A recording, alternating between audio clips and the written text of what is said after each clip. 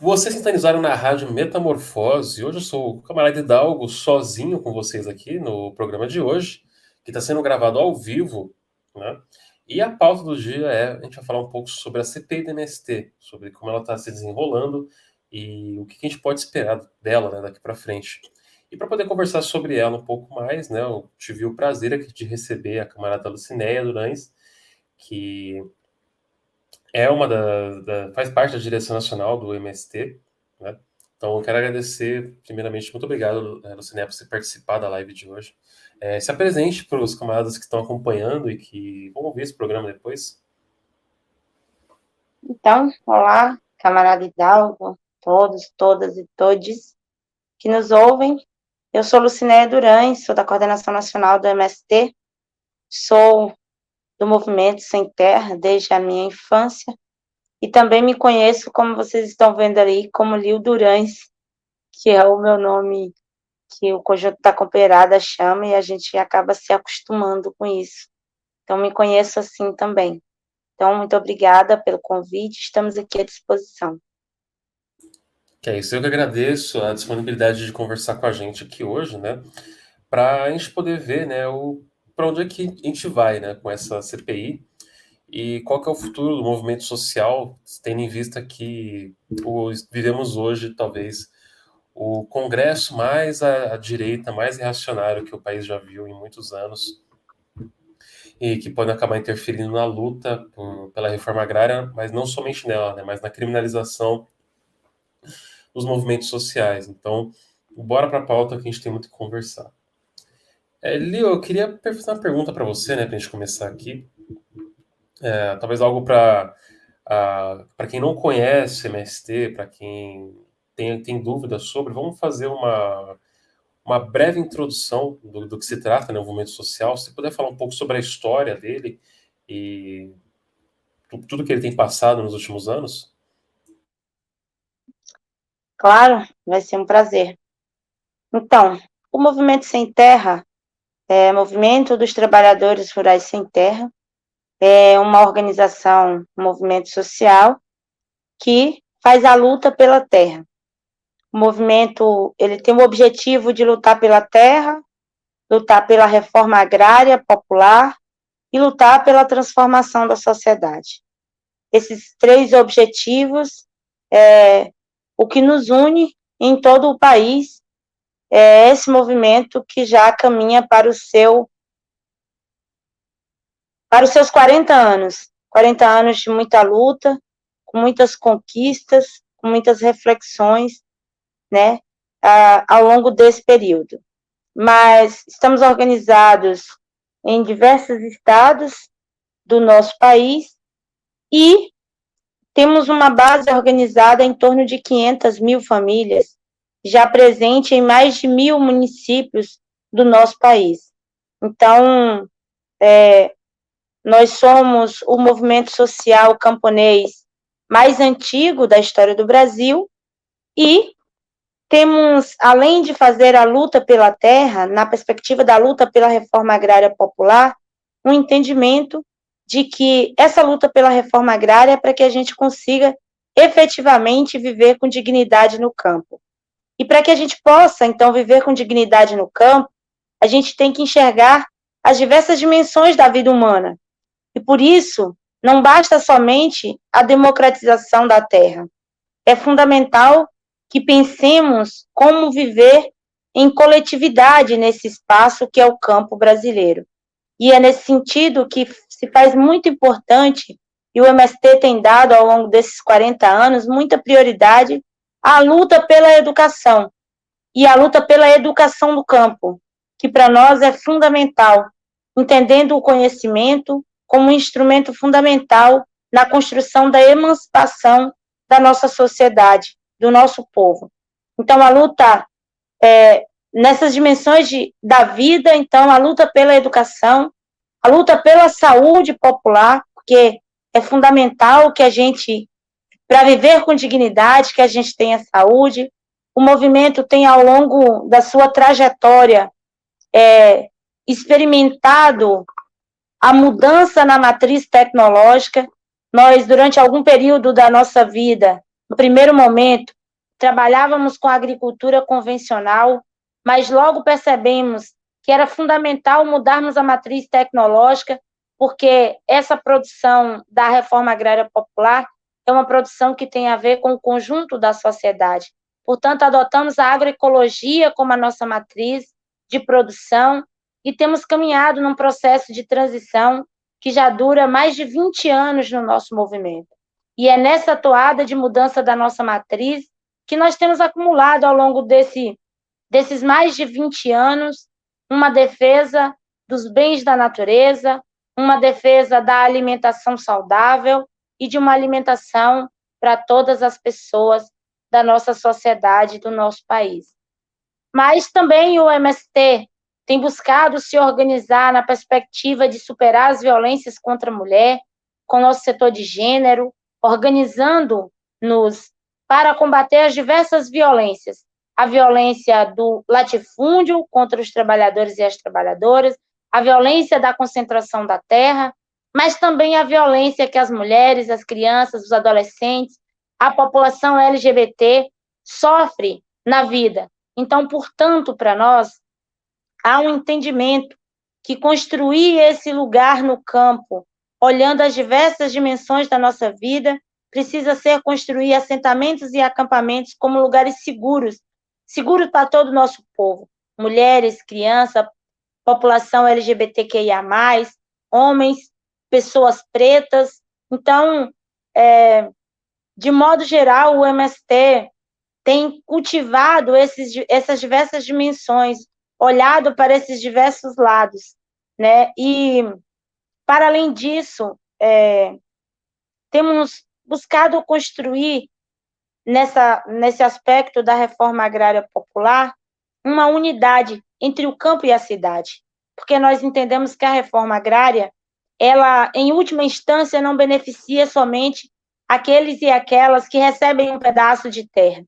Ele beneficia a sociedade brasileira, porque democratizar o acesso à terra é possibilitar que as pessoas vá para o campo e que, a partir dessa ida para o campo, que elas façam um debate de qual produção, de quais alimentos vão produzir e que esses alimentos estejam para a sociedade com preços justos e com uma boa qualidade, porque nos alimentar de maneira saudável é fundamental para que a gente possa ter uma vida com dignidade. Então, a construção dessa aliança com a sociedade, dessa aliança com o povo da cidade, para nós tem sido também algo fundamental, uma vez que a solidariedade do povo brasileiro, a solidariedade da classe trabalhadora, não só brasileira, com o MST, foi um elemento muito importante que nos ajudou em diversos momentos da nossa história. Também falar do MST é falar que, na nossa gênese, é a ocupação da terra, que tem sido o principal aspecto que a sociedade conhece o MST a partir da grande mídia. Porque nós sabemos, camaradas, que a propriedade, que a terra no Brasil, ela tem sido sempre sinônimo de poder político, de poder econômico, e ela concentrada garante isso para alguns poucos. Então, questionar a propriedade privada no Brasil é quase um crime. E a gente sabe que, na verdade, na Constituição Federal, no seu artigo 184, está dito que a propriedade tem que cumprir uma função social e que, se ela não fizer isso, portanto, ela deve ser destinada para a reforma agrária. Então, o MST tem como característica questionar e denunciar esse crime, que é o de não cumprimento do artigo 184 da função social e 186 da função social da terra. Então, para nós, a ocupação da terra é uma ressignificação, é a gente construir um conflito com as pessoas organizadas para pautar a reforma agrária. A reforma agrária que é um instrumento de melhoria, de geração de emprego e de renda para o povo brasileiro. Também pensar no MST nesse aspecto da ocupação é dizer que, ao longo desse desses anos de caminhada, fazendo ocupação de terra, nós vivenciamos muitas alegrias com a conquista de centenas de milhares de assentamentos, mas que também vivemos as tamanhas tristezas de ver as grandes máquinas passar por cima da nossa produção nos momentos de reintegração de posse, de ver as diversas tristezas, de ver o asfalto, o chão de terra ser tingido com o sangue dos nossos companheiros, a exemplo do que aconteceu em Eldorado dos Carajás, a exemplo do que aconteceu em Felisburgo, a exemplo do que aconteceu aqui na Bahia, aqui com o companheiro Fábio Santos. Então, essas tantas injustiças também não nos desanimam. Não nos desanimam porque nós temos certeza que nós não temos o direito de falhar com esses companheiros que nos antecederam. Essas coisas também nos motivam a fazer justiça do nosso jeito. E esse fazer justiça do nosso jeito é continuar lutando para fazer reforma agrária, é continuar lutando para democratizar o acesso à terra. Então, esse é o MST. É a partir dessas diversas adversidades, a gente construindo a resistência, construindo o nosso sonho, porque ele é um sonho coletivo. Então, se eu pensar na história do MST, dizer o que seria o MST na sua essência, o MST é aquele sujeito coletivo que nos anima para o verbo esperançar, que é não sentar e esperar, é esperançar fazendo, é esperançar lutando, construindo. Então, esse é o MST, o sujeito coletivo capaz de juntar os nossos sonhos e nos colocar em uma grande marcha, a marcha da construção da nossa liberdade. Não, perfeito, Liu. Liu, você falou muito sobre, antes de a gente entrar na pauta principal, né? Mas eu acho que você falou lindamente sobre a história do MST, né? E o objetivo dele. Mas você falou muito sobre reforma agrária popular, né? O que é a reforma agrária popular e o que difere ela de uma reforma agrária, por exemplo, que aconteceu em outros países, né? Então,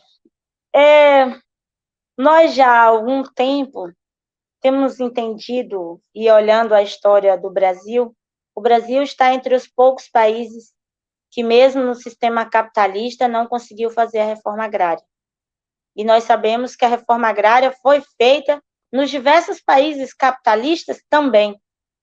E nós, que somos um país que lamentavelmente temos a nossa economia baseada na força de trabalho do povo preto, na dizimação do nosso povo indígena, nós não conseguimos construir essa reforma agrária.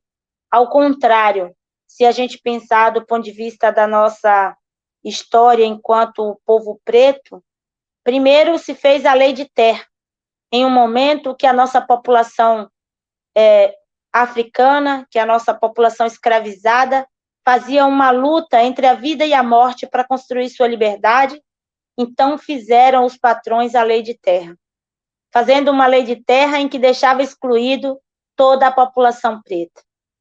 Na sequência, eles fazem, então, a lei da vadiagem, para determinar quais os espaços o nosso povo preto poderia frequentar e para determinar que a nossa condição de pessoas que foi escravizada era continuar vivendo em uma condição de desumanidade. Também, e na sequência, então, é que faz a Lei Áurea, que é a lei de libertação de uma pequena parcela do nosso povo que ainda não tinha sido libertado a partir das suas próprias mãos. Então, para nós, a reforma agrária popular, pensar a reforma agrária popular é pensar ela na perspectiva da emancipação do nosso povo camponês, da emancipação do nosso povo de maneira geral. É pensar ela compreendendo a diversidade dos sujeitos que ocupam o campo brasileiro. Então, que essa reforma agrária tem que ter o olhar, precisa ter o entendimento de que os sujeitos indígenas, que os sujeitos negros, quilombolas, as comunidades tradicionais, todas elas são pessoas que compõem o cenário do campo brasileiro e que uma reforma agrária popular, ela não pode ser apenas para as pessoas do campo. A reforma agrária popular, ela é pensada principalmente como uma reforma agrária que não pode ser defendida, que não pode ser enxergada e entendida apenas pela população camponesa. A reforma agrária popular é uma reforma agrária que passa a ser uma pauta comum porque a sociedade brasileira entende a necessidade dessa reforma agrária. Pensando nisso, meu camarada, por exemplo, o Brasil, que nós sabemos que é um grande produtor de commodity, também carrega o título do maior consumidor de agrotóxico do mundo. A nossa sociedade tem que pensar sobre isso. E pensar sobre a quantidade de agrotóxico que nós consumimos com os produtos que o agronegócio produz, é pensar, então, em qual modelo de agricultura, em qual modelo de desenvolvimento para o campo brasileiro nós queremos construir. O povo brasileiro sabe que não é possível que nós continuemos sendo esse grande consumidor de agrotóxico, onde tudo que a gente come está envenenado. O alimento da nossa mesa, quando a gente chega a ter, está envenenado. Então, ele não nos alimenta, ele nos adoece. Então, pensar a reforma agrária popular é trazer essas dimensões de quem tem condição, de quem tem compromisso de produzir alimentos para a nossa sociedade, para a classe trabalhadora. Porque nós sabemos, as elites não comem esses alimentos envenenados. Então, nós pensar a reforma agrária popular é ser pensada não somente por aqueles e aquelas que precisam de um pedaço de terra. É uma reforma agrária pensada pelo conjunto da sociedade brasileira, pensada, entendida e defendida pelo conjunto da sociedade por uma necessidade do nosso país de alterar o modelo de desenvolvimento para o campo e de alterar o nosso jeito de produzir os alimentos para toda a nossa classe trabalhadora. Não, perfeito. E até estava vendo aqui algumas notícias recentes, né, falando sobre ocupação e invasões de terra, né, e isso entra na questão da CPI do MST, que a gente vai comentar sobre, que foi uma manobra da direita abrir essa CPI, e eu lembro muito bem que ela começou a surgir logo após aparecer aquelas denúncias de casos análogos à escravidão, né, de trabalho análogo à escravidão no Rio Grande do Sul, nas vinícolas. E logo em seguida apareceu magicamente essa CPI, que provavelmente já estava sendo discutida já nessa ala política brasileira, e provavelmente para tentar aproveitar o momento para tentar tirar um pouco o foco dessas coisas que estavam acontecendo, né? E aí continuam acontecendo. Como é que foi que o MST recebeu a abertura da CPI? Houve algum temor assim de que pode ser que eles levem para frente, façam um assédio judicial, utilizando ela como desculpa? Então, o MST recebe a CPI com uma compreensão muito nítida de qual que é o verdadeiro objetivo da CPI. O objetivo dessa CPI do MST é desviar os olhares do que é central nesse momento, como você mesmo já apresentou, que é os diversos casos de trabalho escravo e os casos de trabalho escravos, análogo à escravidão nesse último período no Brasil, ele tem nome e sobrenome. Quem faz trabalho escravo no Brasil não é o médio, não é o pequeno produtor, é o agronegócio. São as empresas do agronegócio e que têm seus representantes no Congresso Nacional. Então, a libertação desses diversos companheiros em situação de trabalhos análogo à escravidão, é o resultado claro do que de fato é o jeito de enriquecer algumas famílias do agronegócio brasileiro. Ou seja, o agronegócio brasileiro, além de ser subsidiado, além de ter suas dívidas anistiadas, ele também é herdeiro dos escravocratas, dos donos da Casa Grande. Eles não admitem, não aceitam que nós, povos, sejamos autônomos. Eles não aceitam, então, que o povo preto seja tratado como igual. Então, nós sabemos, e é fundamental a gente dizer, não é qualquer um que faz trabalho escravo no Brasil, é o agronegócio, são os latifundiários. Então, esse é um ponto. Também é uma cortina de fumaça para desviar os olhares da CPMI do golpe, da CPMI do 8 de janeiro, Vocês porque acham que esse é o também, caso mesmo? Que esse acabou sendo o caso para tirar o foco da CPMI? naturalmente, porque nós também vamos lá encontrar, é possível que seja encontrado na CPMI do golpe, quem são os financiadores do golpe. E nós sabemos que tem muitos parlamentares da extrema-direita lá. E ainda, a extrema-direita, que foi derrotada nas urnas, graças à organização do povo brasileiro para derrotar o fascismo, eles não aceitam que perderam as eleições. E eles querem fazer um terceiro turno das eleições, transformando a CPI do MST em um novo palanque para poder continuar defendendo as suas ideias de ódio e de criminalização daqueles e daquelas que lutam no nosso país. Mas, ainda, porque precisa desviar, fazer com que o Congresso não legisle para os principais problemas que o Brasil tem que olhar. Um desses principais problemas que o Brasil precisa olhar é a fome. Nós temos metade da população brasileira que ainda vive com algum risco, em algum nível de insegurança alimentar. Nós temos 33 milhões de pessoas que passam fome no Brasil. Então, tem um jeito para a gente debater esse aspecto da fome para além da distribuição, ou melhor, para além somente das políticas públicas de repasse de renda. Nós precisamos discutir a questão da distribuição da renda. Nós precisamos pautar a questão da concentração da renda e da concentração da terra. Então, nesse caso, entraremos, para debater a fome, entraremos no aspecto da necessidade da reforma agrária. Sem dúvida nenhuma, e sem querer, com toda a humildade, dizendo, nós demonstramos durante a pandemia que a reforma agrária tem capacidade de combater a fome no Brasil.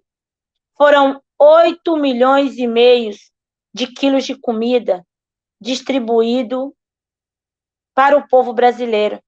Então, é sim um potencial para que a gente possa superar a fome no Brasil.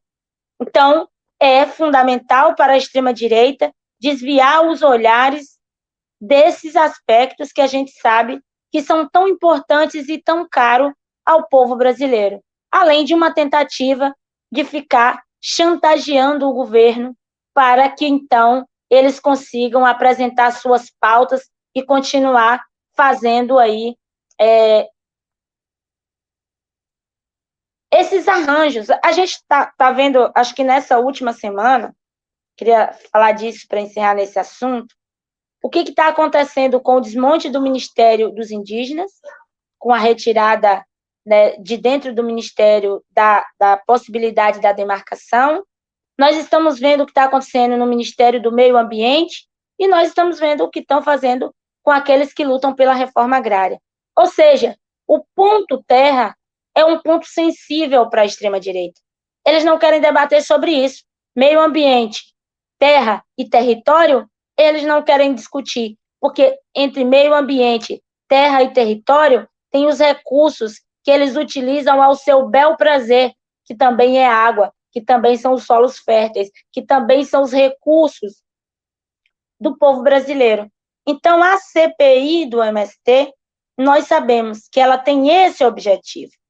Sobre algum temor para nós, nós sabemos que o relator, que o presidente já tem seu relatório pronto, já tem sua opinião, e a sua opinião é para criminalizar o MST. Mas o MST, meu camarada, já passou por outras 4 CPIs. Então, nós sabemos, a sociedade brasileira sabe que não tem crime nas ações do MST. O crime do qual nós somos acusados é fazer a luta em defesa de um lugar para viver com dignidade. E isso não é crime, como está assegurado na Constituição também, o livre direito de se organizar dos trabalhadores, das pessoas. E é isso que eles querem impedir com essa CPI, para criminalizar não somente o movimento sem terra. O MST, eles estão usando como um símbolo, mas eles já falaram sobre a CPT, eles já falaram sobre o MTST, eles já falaram sobre diversos outros movimentos sociais que faz luta no Brasil. Então, essa CPMI não é para apurar crime do MST, porque nós sabemos que não há crime no nosso processo de luta, e também o povo brasileiro sabe, por nós já termos passado por outras 4 CPIs e CPMIs. Essa CPMI é para criminalizar todas as pessoas que lutam no nosso país.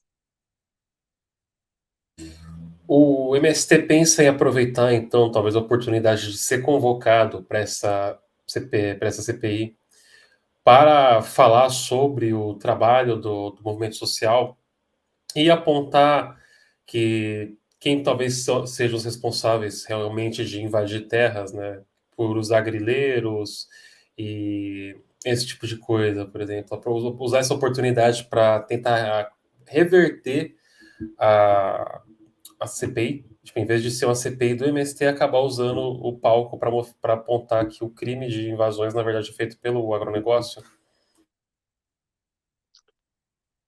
Então, essa CPI, na nossa percepção, é uma CPI que a gente não vai fazer a defesa do MST somente no Congresso Nacional. Nós vamos fazer a defesa do MST também na rua, com a sociedade brasileira. E, sem dúvida nenhuma, nós vamos precisar apresentar durante a CPMI quem comete crime de invasão, que são os grileiros. E que, por acaso, talvez alguns dos deputados que estão na CPI do MST, nos acusando de criminosos, sejam financiados por algum grileiro. Então, nós vamos precisar também, nesse espaço da CPI, debater com a sociedade a necessidade de construção da reforma agrária popular. Fazer com que a reforma agrária popular seja pautada como uma reforma importante, como uma pauta importante, não somente para nós do campo, mas para o conjunto da sociedade, e fazer também, construir as nossas lutas para que o governo entenda que é necessário a reforma agrária popular, não somente para quem está no campo, mas também como um instrumento importante para cumprir essa grande missão que o presidente Lula está falando, que é de fazer o povo brasileiro ter 3 refeições por dia. Para o povo brasileiro ter 3 refeições por dia, de maneira mais segura, que depois de 2, 3 anos a gente não volte novamente para o mapa da fome, é preciso pensar em um processo de soberania alimentar.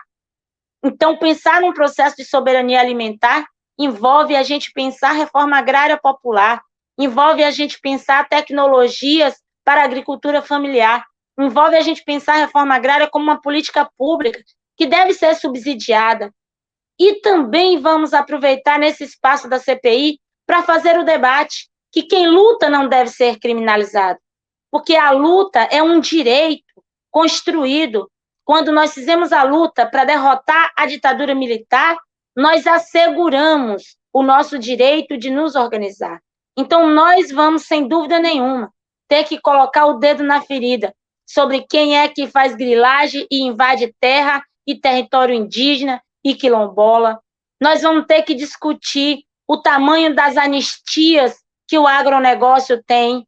Vamos ter que discutir que o agronegócio que diz que é o grande celeiro, que é o grande motor do Brasil, que não é verdade. Vamos ter que discutir que o agro não é pop, o agro é tóxico. É por causa do agronegócio que a gente carrega o título de maior consumidor de agrotóxico do mundo. Nós consumimos 20% de todo o agrotóxico mundial. Então, nós vamos ter que fazer esse debate na sociedade, não somente no Congresso Nacional. Vamos fazer esse debate no Congresso, vamos fazer esse debate nas escolas, nas ruas, em todos os espaços.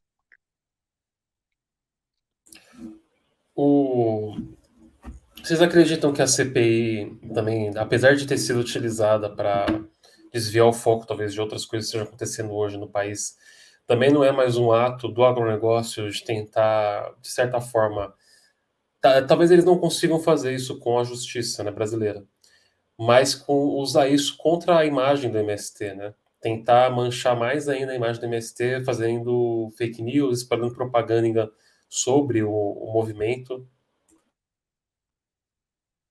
Não, isso é certeza.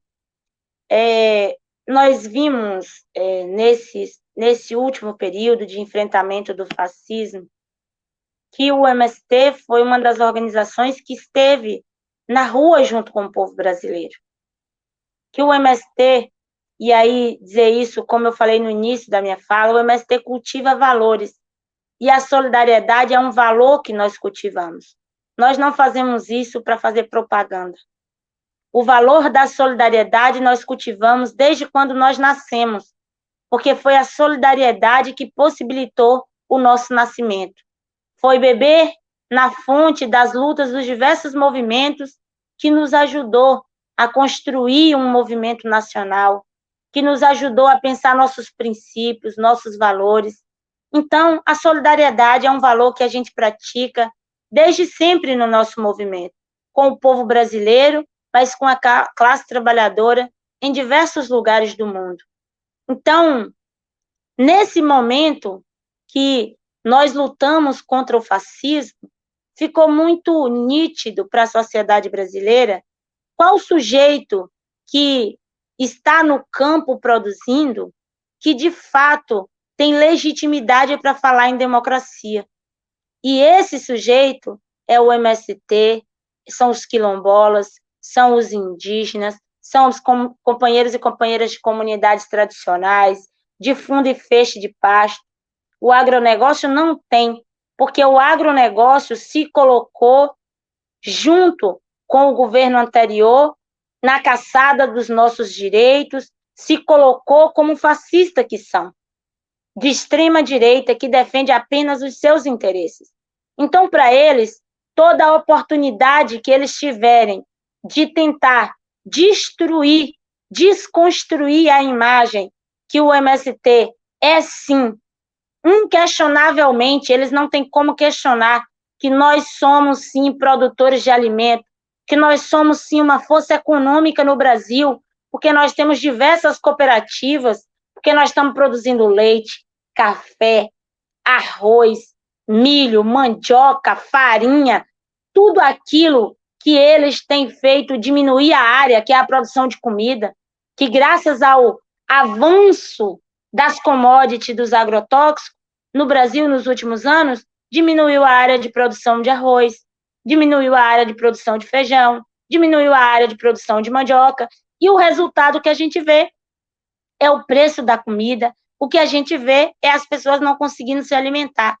Então, o MST é, sim, uma força econômica, o MST é, sim, um sujeito coletivo que não é mais somente do povo sem terra, é um instrumento da classe trabalhadora, e o MST não pretende falhar nessa tarefa de se colocar à disposição do povo brasileiro.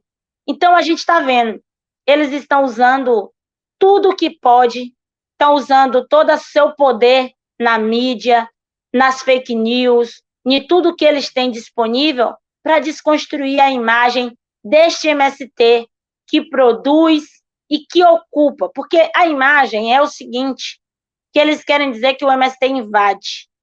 Invadir não é ocupar. Invadir é o que eles fizeram nos 3 poderes no dia 8. Ocupar é o que nós fazemos, denunciando um crime de uma propriedade que não cumpre sua função social e, na sequência, tornando-a produtiva, gerando emprego, gerando renda, fazendo escola, educando a nossa juventude, educando os nossos jovens e adultos, ensinando a ler e escrever pessoas de 60, de 80, de 90 anos. Então, isso é ocupação de terra. Então, eles querem desconstruir essa imagem que hoje uma boa parte do povo brasileiro já conhece do MST. As nossas feiras têm sido espaços assim muito importantes para que as pessoas da sociedade que só via o MST na grande mídia, no ato de ocupação da terra, consigam entender o porquê da ocupação.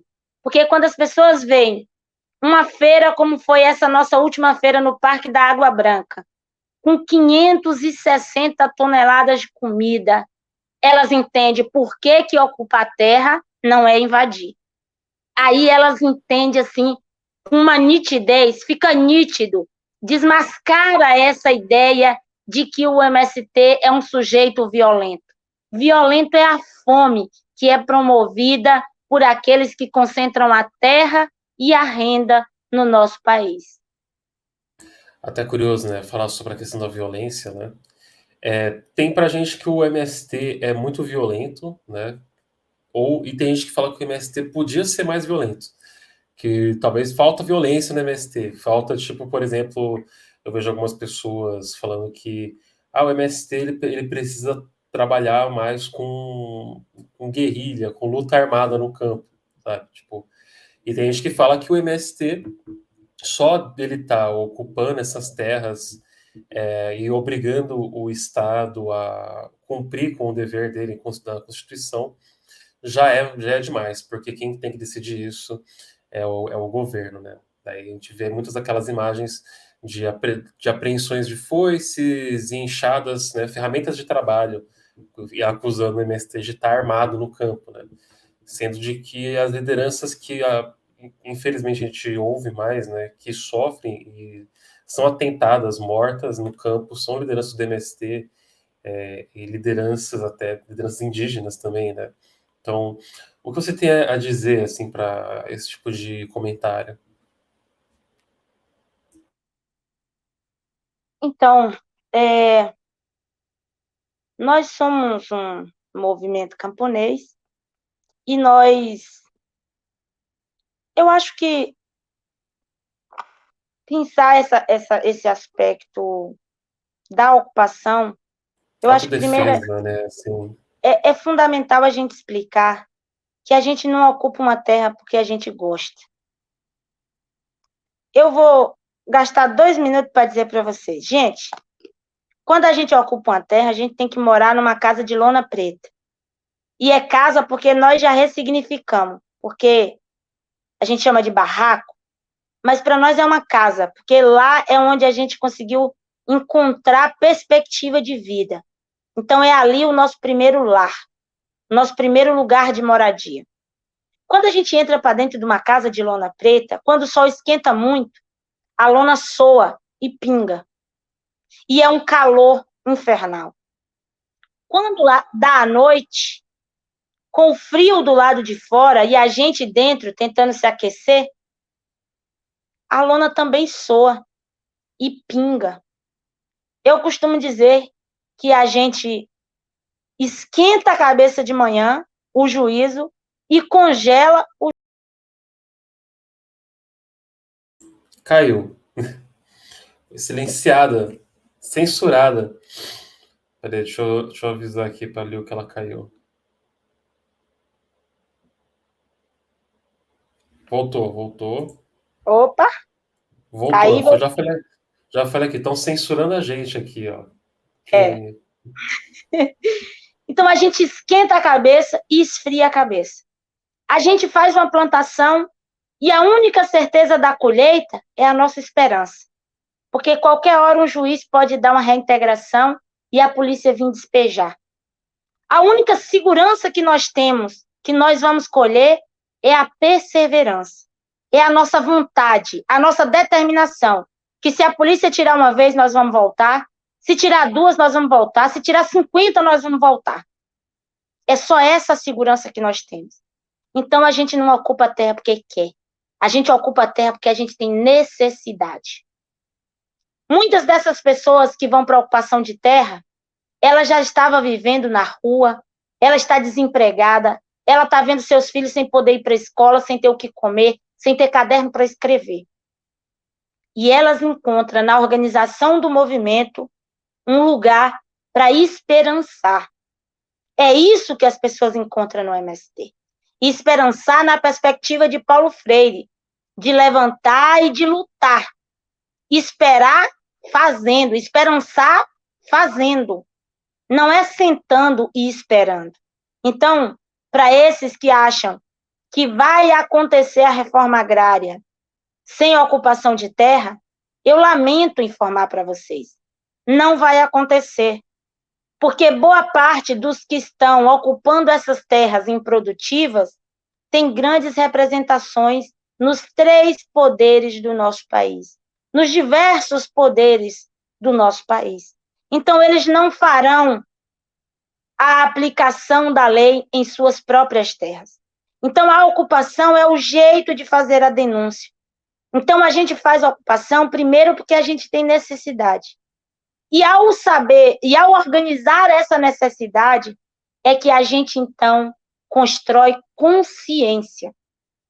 A gente vai primeiro porque precisa. E na organização da nossa precisão, a gente entende que a gente está denunciando um crime. Que aquele sujeito que não faz com que a propriedade cumpra a função social, ele está cometendo um crime. Nós estamos denunciando esse crime e que, portanto, essa área pode ser do povo, porque isso está na Constituição. Ou seja, a luta do MST, a ocupação de terra, ela está dentro da Constituição. Porque não está lá dizendo que a ocupação, que a gente pode ocupar, mas está dizendo que a propriedade tem que cumprir a função social. Ou seja, se não cumpre a função social, a lei não protege essa propriedade. A propriedade que não cumpre a função social não está protegida pela lei, não está protegida pela Constituição. Então, cabe à auto-organização do povo para denunciar. E é isso que o Movimento Sem Terra faz. Mas o Movimento Sem Terra é uma organização que se organiza exatamente na perspectiva de produzir. É para produzir que a gente está organizado. E a nossa defesa, a maior defesa que a gente tem construído é exatamente a defesa da organização enquanto sujeito coletivo. É a gente estar organizado, é a gente estar unido, é a gente ter uma capacidade de reação no despejo, a reocupação. Nos momentos de dificuldade, unidade, denúncia. É esse o jeito que a gente encontrou de se organizar. Então, é nesse aspecto que a gente vai. Nós ainda não construímos um entendimento da necessidade da formação desse exército, embora a gente respeite as organizações que constroem e sabemos que é da necessidade de cada organização, não é um aspecto que o nosso movimento tem debatido, porque a gente tem construído como nosso principal instrumento de defesa a luta popular, a luta com o conjunto da classe trabalhadora. Perfeito. Eu estava até vendo aqui algumas notícias, né, que o Ricardo Salles, que compõe a CPI, né, ex-ministro do Meio Ambiente do Bolsonaro, falou que queria visitar os assentamentos do INCRA, né? O que vocês acham disso? Convida ele para ir lá para comer um negócio, tomar um suco de uva natural, para mostrar para ele o que está acontecendo de verdade lá dentro? Com certeza não vai encontrar trabalho escravo. Com certeza.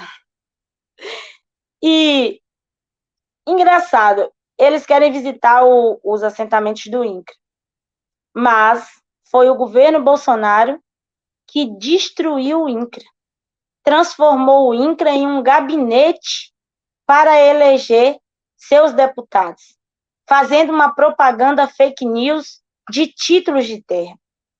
Aí, não sei se você viu, mas o deputado Valmir fez um exemplo, mesmo na CPI, sobre o que é a fake news que Bolsonaro fez. A Bahia tem 50 mil famílias assentadas da reforma agrária. E o governo Bolsonaro disse que entregou muito título, mas aqui na Bahia ele titulou apenas 400 famílias. Então, isso é muito título para eles. Então, eu penso que ao visitar os assentamentos do INCRA, ele vai encontrar certamente muita produção. Não encontrarão trabalho escravo. Não encontrarão crianças fora da escola. Não encontrarão a gente em uma posição de não defender os direitos humanos. Não encontrarão. Encontrarão muita gente trabalhadora, trabalhando dia e noite. Encontrarão realidades distintas. Em algumas regiões do país, encontrarão muitos produtos industrializados. Em outras regiões do país, como aqui no Nordeste, poucos produtos industrializados, mas muitos produtos na feira, no Ceasa e nas nossas casas e nas nossas mesas.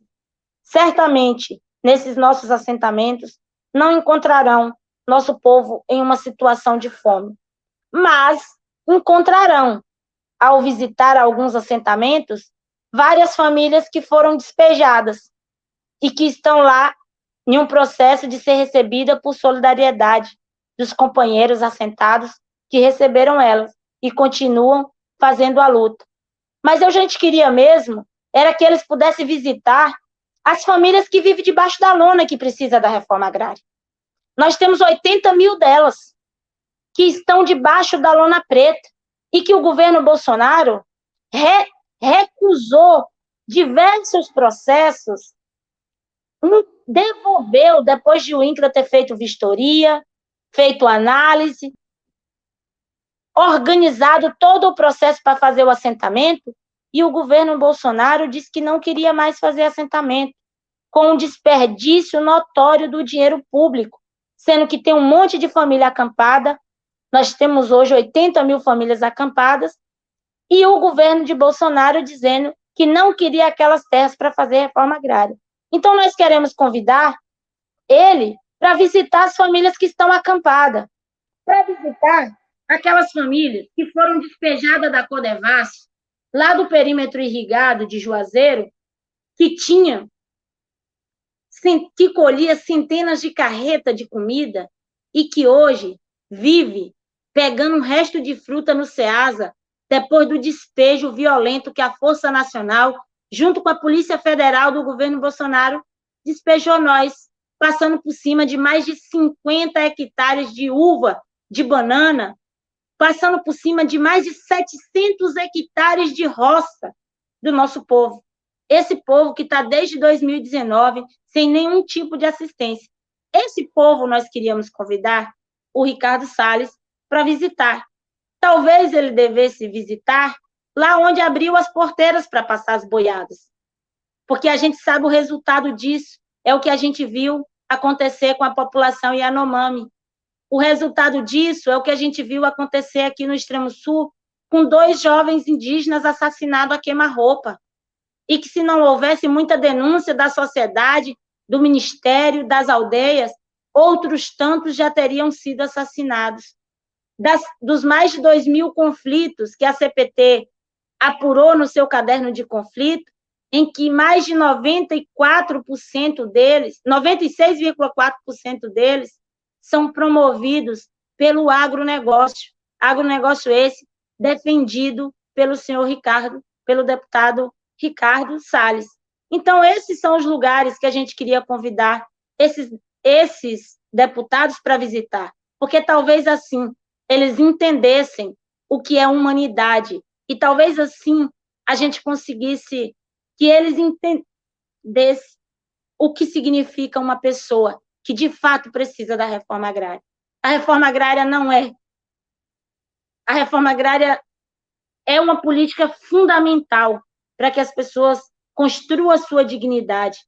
E o governo brasileiro e o Estado brasileiro deve isso ao nosso povo, principalmente deve isso ao povo preto do Brasil, que foi trazido de África, que foi escravizado e que, quando livre, não teve nenhum tipo de amparo do governo do Estado brasileiro. E ainda hoje a gente vive o que é o racismo estrutural. E ainda hoje a gente vive as mazelas do que significa o racismo. E aí, como diz o Mal, a gente sabe, não existe o capitalismo sem o racismo. Ele precisa do racismo para se apropriar das pessoas e dos bens. Como é que está sendo a relação do MST, então, né? A gente está acompanhando a CPI e o trabalho do MST, e eu acho que vão aproveitar muito bem a oportunidade lá em cima para falar bastante sobre o movimento, né? E sobre o que tem sido feito, né? Mas como está a relação do MST com o governo atual, né? Vocês acreditam que serão 4 anos produtivos ou vai ser esse embate, esse bate-cabeça com o Congresso, com esse parlamentarismo, né, que meio que se instaurou no país, em que alguém como o Lira parece que tem mais poder nas mãos do que o próprio presidente do Brasil, né? Mas como é que tá as expectativas, né? Porque nos governos Lula 1, Lula 2, o MST bateu bastante para brigar pela reforma agrária, né? E sempre o movimento ele é bem associado ao PT, né? O PT usa bastante da imagética dele para fazer propaganda, mas ele não é assim uma ala do PT. É um movimento social próprio, não é um partido político, né? Mas como é que está essa relação com o governo atual? Então, nós entendemos que é necessário e nós estamos com muita disposição de defender o governo do presidente Lula, porque nós sabemos o que foi e quanto custou para nós derrotar o fascismo. Então, nós não temos dúvida nenhuma. Temos muitas expectativas de que o Brasil possa voltar a crescer, que o Brasil possa voltar a pensar no seu povo como um povo soberano, altivo.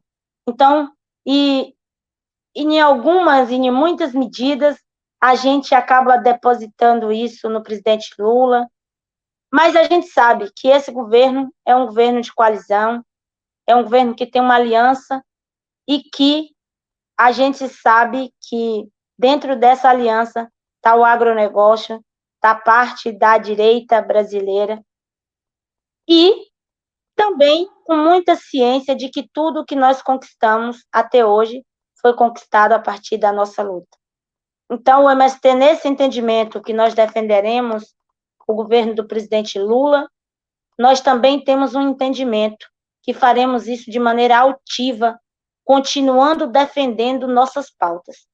Nós não temos condição nenhuma de recuar na defesa da reforma agrária popular, como uma pauta central para combater a fome no Brasil.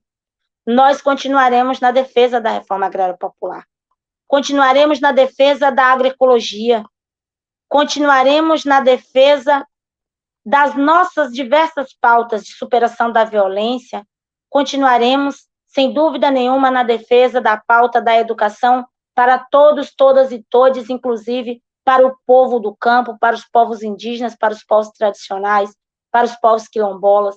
Nós estamos também com muita disposição de seguir lutando, porque nós sabemos que defender o presidente Lula, camarada, é defender a democracia, é defender o governo do presidente Lula, inclusive de parte desses que diz que é aliado.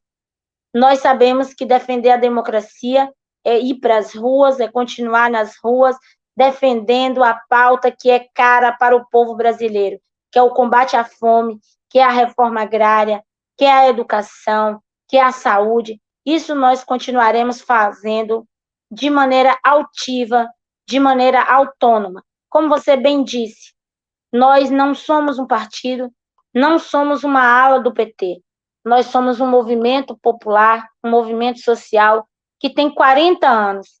Afirmo mais uma vez, nós somos o movimento camponês mais antigo da história do Brasil. E nós chegamos nesse ponto, e podemos dizer que talvez alcançando a nossa maturidade, exatamente porque nós conseguimos conquistar e construir a nossa autonomia, fazer as nossas reflexões, pautar as questões que são importantes para nós, olhar sempre para os nossos princípios, para os nossos objetivos e fazer a luta em defesa desses objetivos e desses princípios, que culmina muito com a luta pela emancipação do povo brasileiro e da classe trabalhadora. Ainda falando sobre esse trabalho dentro da CPI, né, a gente vê que o relator, até falando sobre a defesa da democracia, né, o presidente da CPI, né, que é o tenente-coronel Zucco, ele está sendo investigado por conta dos atos antidemocráticos do 8 de janeiro, né? Então a gente já vê que a CPI meio que ela nasce corrompida, né?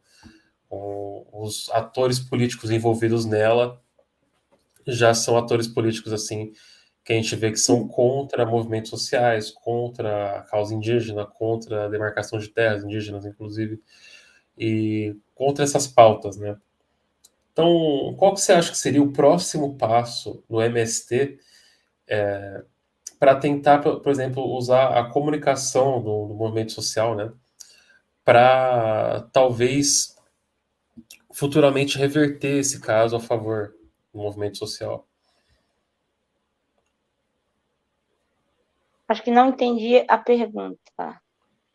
No caso, como que você acredita que a comunicação do MST pode usar de forma positiva, né, para o movimento social essas questões que a gente está acompanhando durante a CPI, né? Ainda mais as pessoas que estão envolvidas nela, que são pessoas que têm o seu envolvimento com o agronegócio, com a questão de desmatamento. Uhum. Então, a CPI, na verdade, ela, para além dessas contradições com os próprios membros, né, que estão na CPI, que eles já vêm com o relatório pronto, eles já vêm com afirmando, inclusive verbalizando que o MST é criminoso, antes de abrir investigação, antes de qualquer coisa. Então, eles já vêm dizendo que é o que eles querem que seja a CPI. Nós sabemos que a CPI ela também não tem fato determinado. Né? O requerimento, sei lá, o jeito de pedir a CPI, eles estão falando sobre a ocupação de terra, sobre as ocupações que o MST fez em fevereiro, ocupações essas que já foram reintegradas na posse. Então, já não existem mais, então já não tem mais aquela ocupação que era o fato. Então, é uma CPI sem fato determinado, portanto, não tem legitimidade essa CPI. Então, a gente sabe que a CPI é, de fato, um palanque para que a extrema-direita continue disseminando seu ódio contra os movimentos sociais. O que a gente entende que é o próximo passo na defesa do MST, nós temos construído, e aqui aproveito para agradecer muito essa oportunidade a você, todas as mídias livres, que têm o tempo inteiro nos chamado para falar sobre essa CPI, para ouvir o movimento sobre isso. Nós estamos em todos os espaços fazendo esse debate, porque o MST não tem nenhum medo, nenhum problema de fazer o debate sobre o que é a reforma agrária. Nós não temos nenhum aspecto da nossa luta que nos envergonhe de falar com a sociedade brasileira. Nós podemos falar com a sociedade brasileira sobre todas e qualquer ação da nossa luta ao longo dos nossos 40 anos. Então, em qualquer espaço que nós formos chamar para o debate, nós vamos. Nós não temos nenhum problema de fazer esse debate. Nós também agradecer a solidariedade internacional. Já tem sido montado alguns comitês, os grupos de defesa do movimento. Nós estamos também nesse período, sempre foram abertos os assentamentos do MST. Mas nós estamos convidando as pessoas. Se vocês quiserem ver por si mesmo o que é um assentamento do MST, o que o MST produz, quão hediondo é o crime de combate à fome, que é o que o MST faz, então nós queremos convidar para vocês poderem ir nos nossos assentamentos, nos nossos acampamentos produtivos, nos avisem, nos chamem, nos armazéns do campo, nas nossas escolas do campo, para que vocês vejam como vive, como está, e para que vocês possam, então, também poder voltar para casa falando, a partir do seu ponto de vista, o que é o MST. E tem também acontecido, e aí tem tido bastante mobilização nas redes, e aí do tamanho do que é o alcance das nossas mídias, que é a campanha da hashtag TocoMST, né, que tem sido um instrumento aí que o povo, que diversos setores da classe trabalhadora têm usado para defender o MST. Então, que tem também, assim, aquecido bastante o nosso coração e nos animado para a luta. Perfeito, perfeito. Mais algumas perguntas, né? Daí a gente encerra por hoje, que a gente falou bastante já, a gente está mais ou menos um pouco mais de uma hora aqui conversando, tirando todas as dúvidas, e acho que a gente tirou muitas. Alguém mandou uma pergunta para mim aqui no Anônimo, perguntou assim se você considera o MST, né, um movimento revolucionário. Então,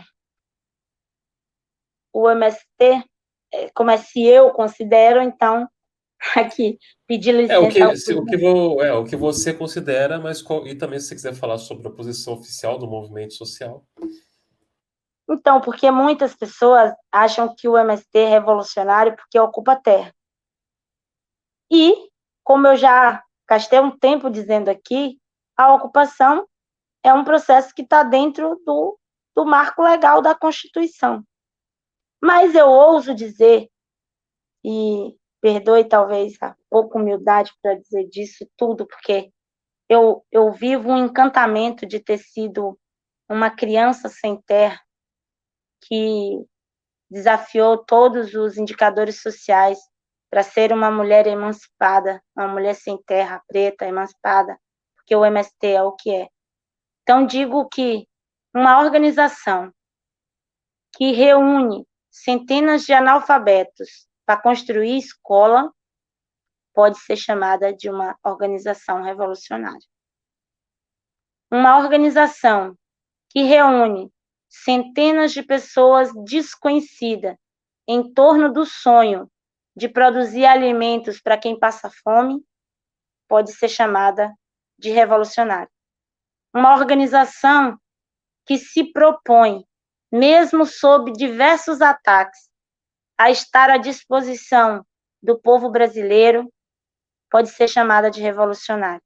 Então, não só por enfrentar a sanha do latifúndio, no processo de ocupação da terra e na luta pela reforma agrária, mas pelo seu próprio papel de organizar o sonho dos trabalhadores e trabalhadoras para se indignar contra as injustiças, de organizar centenas de companheiros e companheiras para lutar contra as violências, isso nos faz uma organização revolucionária, porque o nosso sonho, esse nosso sonho coletivo é de lutar pela reforma agrária, mas é de lutar para construir uma sociedade justa e humana, igualitária para todos, todas e todes.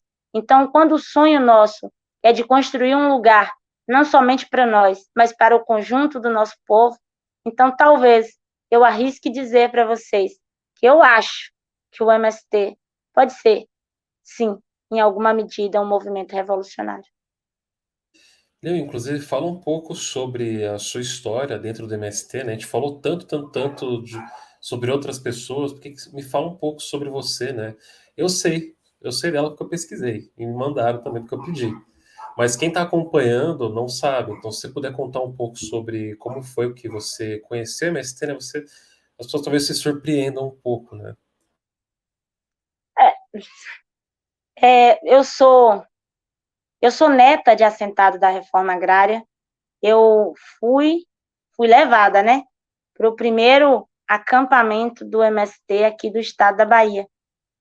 O assentamento 4045, primeiro assentamento que o MST faz aqui na região nordeste do Brasil, e eu sou dessa ocupação. Fui para lá aos 4 anos de idade. O MST aqui no estado tem 35 anos, eu tenho 39, então fui para o acampamento com 4 anos de idade. Então eu fui sem terrinha, aprendi a ler e escrever num barraco de lona preta, e usando todos os recursos disponíveis. E o maior deles foi a força de vontade de diversos companheiros e companheiras que nem sabiam ler. Minha professora primária tinha apenas a quarta série do ensino primário. E ela também nos ensinou a ter a quarta série, que era o que ela sabia. Então, tive a oportunidade de fazer o curso de técnico em agropecuária pela Universidade Federal da Paraíba, na UFPB, pelo PRONERA, que é o Programa Nacional de Educação na Reforma Agrária. E também fiz o curso, sou engenheira agrônoma, aqui pela Universidade do Estado da Bahia, que também foi uma turma especial do PRONERA. Então, sou uma mulher de 39 anos, tenho 2 filhos, tenho um filho de 6 anos e uma filha de 21 anos. Eu fui mãe na adolescência e com as grandes dificuldades da vida, o que me fez continuar a luta para ser uma mulher livre e emancipada foi exatamente a solidariedade e a sororidade do conjunto das companheiras e dos companheiros do Movimento Sem Terra. Então, posso dizer que a família que me orientou, que me cuidou, que me mostrou o caminho de como andar na vida foi o MST. E, inclusive, acolhendo as horas daquilo que a gente faz que não é tão bom assim. Quando a gente acha que tudo deu errado, está lá o conjunto de companheiros para nos receber. Me tornei da militância do MST muito jovem e hoje estou aqui na coordenação do movimento, mas à disposição para cumprir qualquer tarefa que a organização nos delegar. O MST tem sua direção colegiada, uma hora a gente está na direção, outra hora a gente está cuidando do lote, outra hora a gente está cuidando do setor, naquele lugar que mais for necessário o nosso trabalho, então lá estarão, onde o MST necessitar, lá estarão meus braços, minha cabeça, minha dedicação. Então, acho que essa sou eu aqui. Para quem não pode me ver, sou uma mulher preta, sou pequena, tenho um cabelo black power que eu aprendi, que posso ter os meus cabelos do jeito que são, também na luta que o MST faz para que a gente possa se emancipar. É isso. Muito bom, camarada, muito importante. Quem tiver mais perguntas, pode mandar no chat, tá? Vou fazer mais umas duas. Assim, tem algumas pessoas falando assim sobre a questão de pessoas fora do movimento usarem o chapéu do MST, a camisa do MST, né? Falando que tá virando grife de pequeno burguês agora, usar o chapéu do MST, o bonézinho do MST. O que você. Pode usar, tá liberado usar, tá liberado comprar, usar. Virou grife mesmo? Na verdade,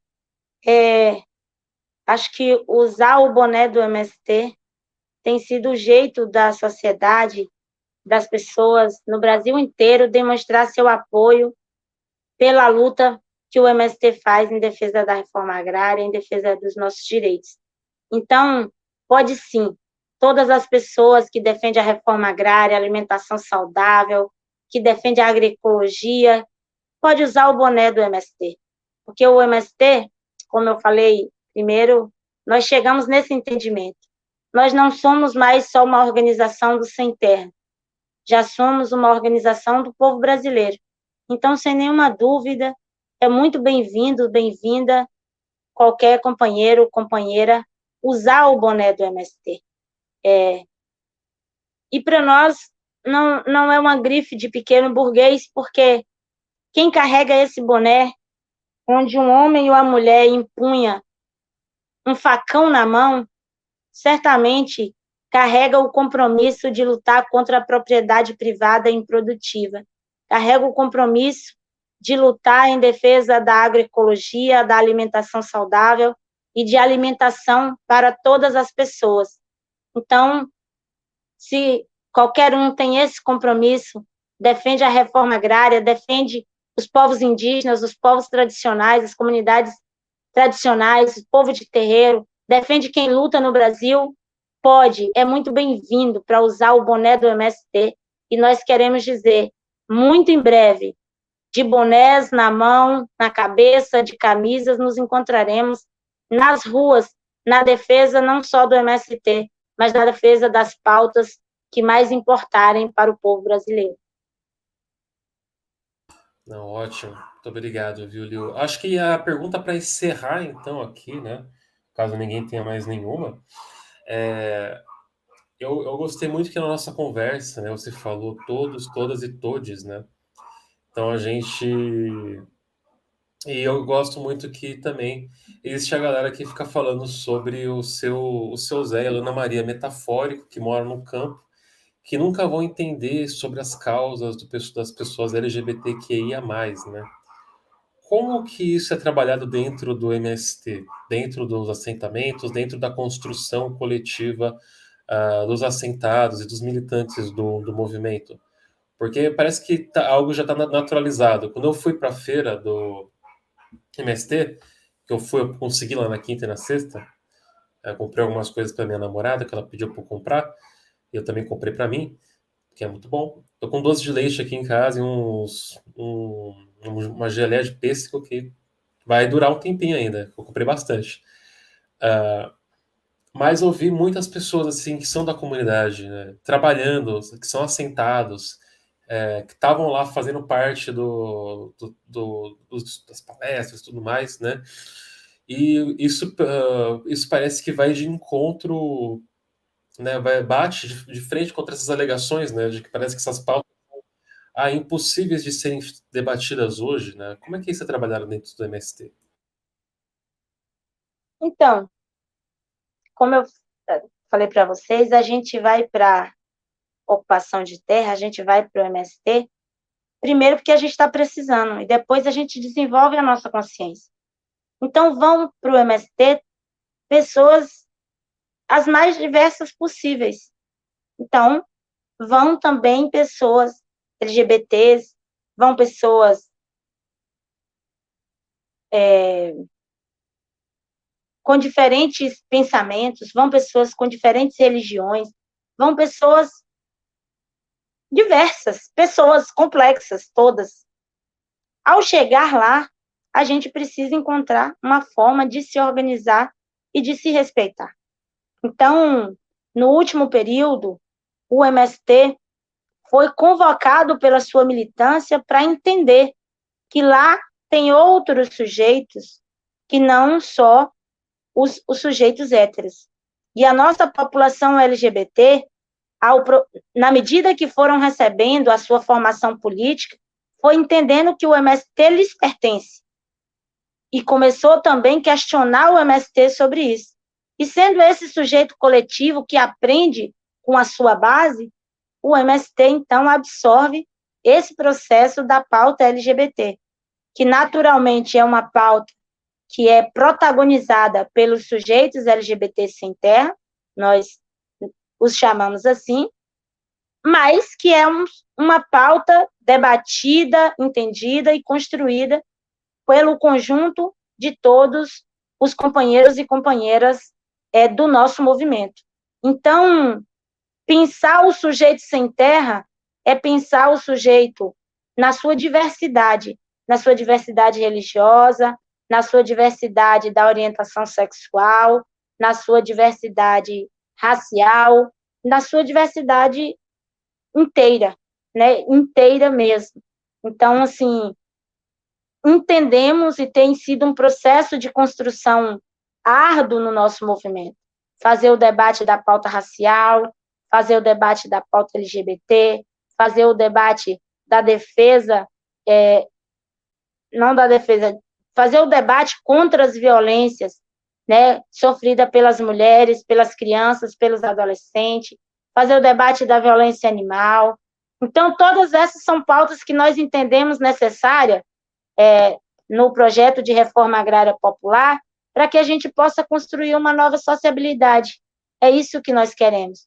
Por isso, a gente precisa ser um movimento que entende a orientação sexual da sua base, um movimento que entende, que seja laico e que garanta a laicidade, né, para que todos, todas possam professar sua fé e respeite e aceite aqueles que não professam nenhuma fé, né? Porque se a gente não tiver isso, não é possível construir uma nova sociabilidade. E é isso que nós queremos fazer.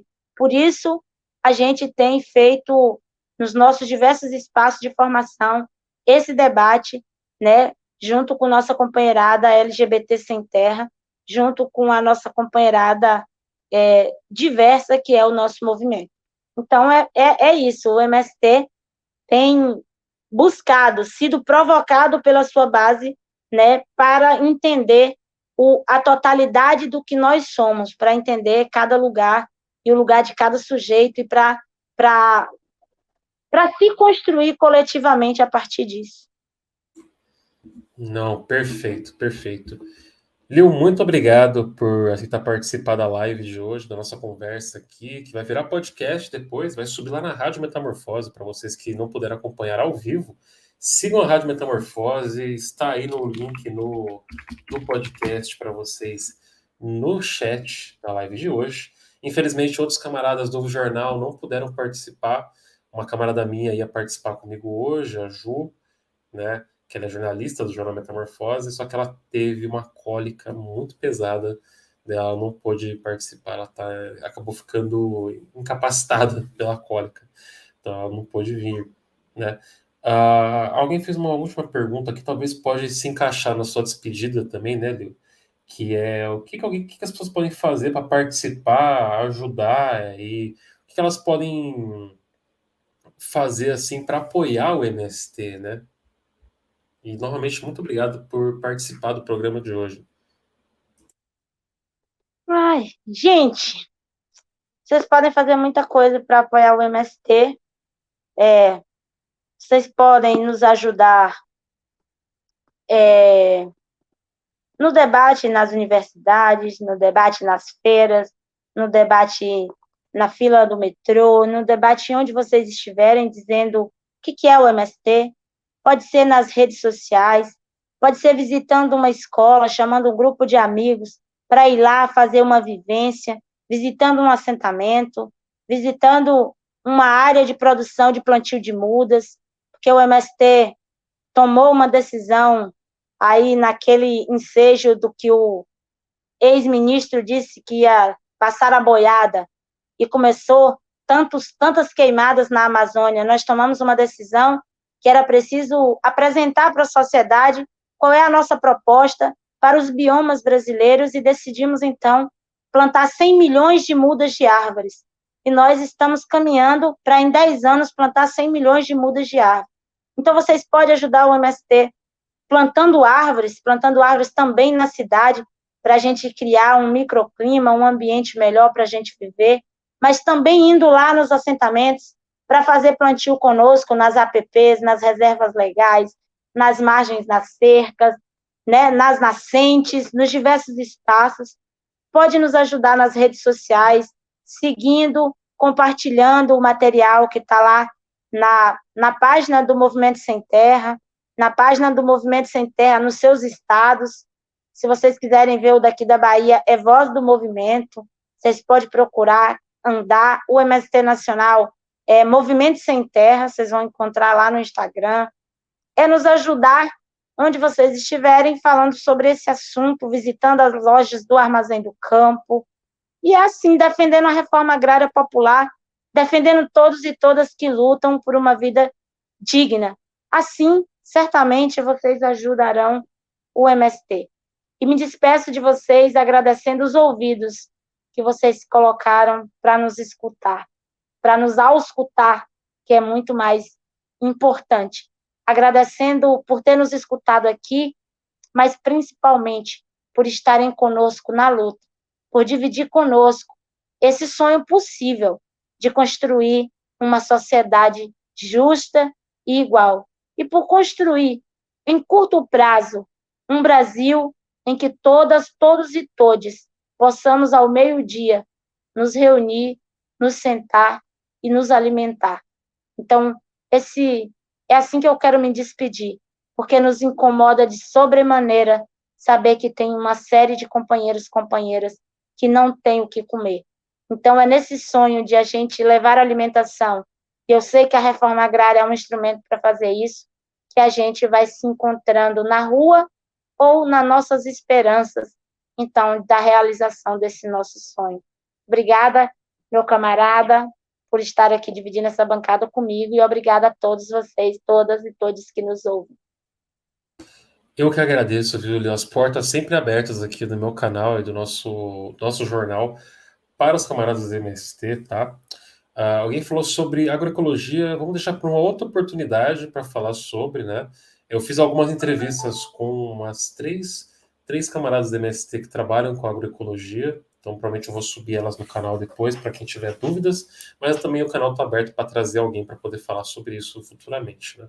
Então, Leo, muito obrigado, viu? Muito boa noite e força, né? Vamos continuar na luta, vamos continuar espalhando aí a mensagem do MST e acabando com as fake news, né? Não importa de onde elas venham.